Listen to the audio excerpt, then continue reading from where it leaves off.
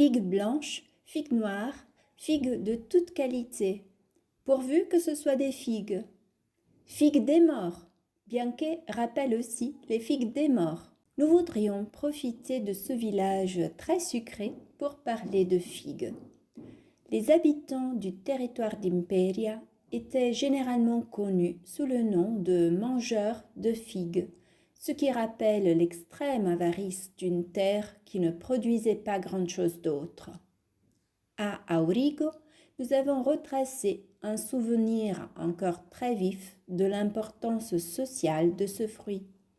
Ici, on se souvient encore de la préparation du gâteau par excellence, le pain aux figues.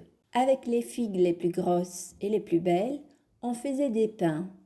On y mettait du laurier, de noix, on les laissait bien sécher et à Noël, on les offrait à l'enfant Jésus et aussi au curé, parce que Jésus, il ne mangeait pas de figues, mais le curé, oui. À Aurigo, dans un passé récent, on avait également inventé un mont-de-piété qui, en vertu d'un testament, obligeait les familles à verser 25 écus par an.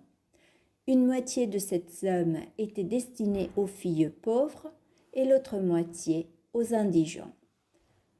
Une autre curiosité concernant Aurigo provient d'un ancien document selon lequel un moulin était très convoité dans cette région. Il portait le nom très évocateur de Cagadenarios, c'est-à-dire qui chie des sous.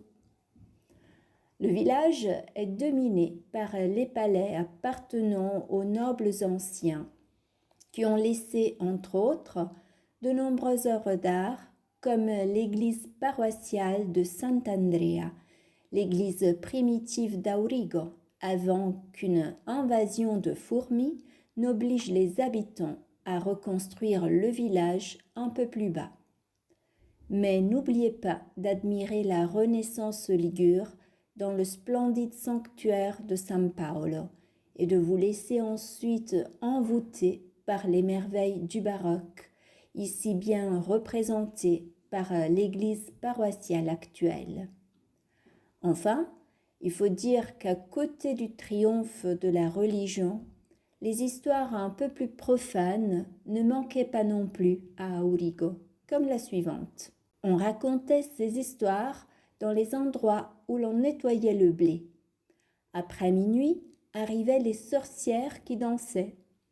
Il y avait aussi des conteurs de contes de fées. Nous, les enfants, nous étions assis sur les marches pour les écouter et nous n'en étions jamais las. Ils racontaient aussi des histoires effrayantes et nous, les enfants, nous avions peur de rentrer chez nous dans l'obscurité.